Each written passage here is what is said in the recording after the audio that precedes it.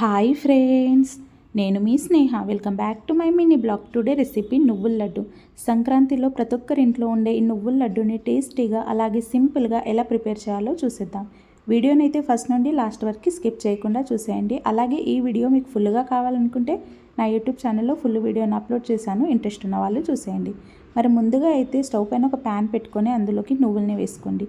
నువ్వుల్ని దోరగా ఫ్రై చేసుకున్న తర్వాత మరొక బౌల్లోకి అయితే తీసేసుకుందాం. ఇప్పుడు మరొక బౌల్ స్టవ్ పైన పెట్టుకొని అందులోకి బెల్లంని వేసుకొని టీ గ్లాస్ అన్ని వాటర్ వేసుకొని బెల్లంనంతా కరిగించుకోవాలి.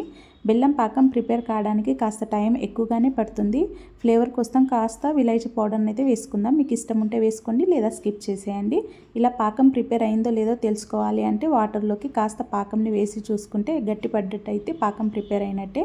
ఇలా పాకం ప్రిపేర్ అయిన తర్వాత ముందుగా వేయించి పెట్టుకున్న నువ్వుల్ని వేసుకొని బాగా కలుపుకొని స్టవ్ ఆఫ్ చేసేసి చల్లారిన తర్వాత హ్యాండ్స్కి ఆయిల్ అయినా నెయ్యి అయినా అప్లై చేసుకొని లడ్డూని ప్రిపేర్ చేసుకుంటే అంతే అండి, నువ్వుల లడ్డు అయితే రెడీ.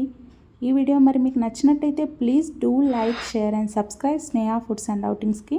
అలాగే పక్కనున్న బెల్ ఐకాన్ని ప్రెస్ చేయండి. అలా చేస్తేనే నేను పెట్టిన ప్రతి ఒక్క నోటిఫికేషన్ మీ వరకు వస్తుంది.